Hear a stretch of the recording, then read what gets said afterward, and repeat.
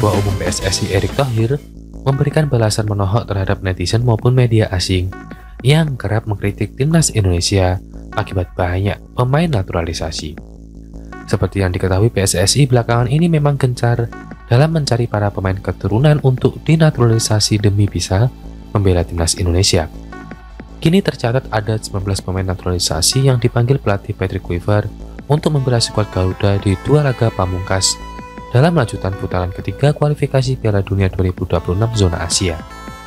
Di tengah-tengah program naturalisasi yang dilakukan, banyak dari netizen hingga media asing menyoroti hal tersebut, bahkan tak jarang memberikan kritik. Sejumlah netizen dan media paling gencar mengomentari soal naturalisasi itu tersebut, seperti media Cina dan juga Vietnam.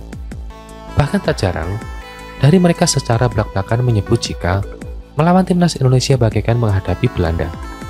Erick Thohir mengatakan bahwa program naturalisasi yang dilakukan PSSI tidak melanggar aturan dari FIFA.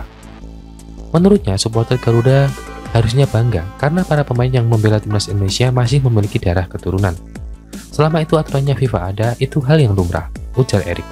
Tetapi yang kita harus banggakan, pemain naturalisasi Indonesia adalah pemain berdarah Indonesia, tambahnya. Lebih lanjut, Erick Thohir pun menyindir terkait negara-negara lain yang melakukan naturalisasi terhadap pemain yang tidak memiliki garis keturunan sama sekali. Beda dengan negara-negara lain yang selalu misalnya mendeskripsikan timnas Indonesia. Mereka melakukan naturalisasi tapi tidak ada darahnya mereka. Kalau kita jelas ada darah kita. Itu yang kita patut bangga. Jelas Erick Thohir. Ketua Umum PSSI itu secara belak-belakan menyebut jika seharusnya negara-negara yang memberikan kritikan kepada timnas Indonesia seharusnya lebih sadar diri dan malu. Erick Thohir meminta kepada para supporter Garuda untuk menghiraukan segala kritikan yang diberikan negara lain terhadap timnas Indonesia supaya apa? Tidak terpecah fokusnya.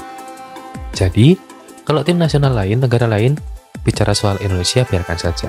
Mestinya mereka yang lebih malu kenapa mereka menaturalisasi yang tidak ada darah mereka kalau kita ada darah kita. Pungkas Erick Thohir.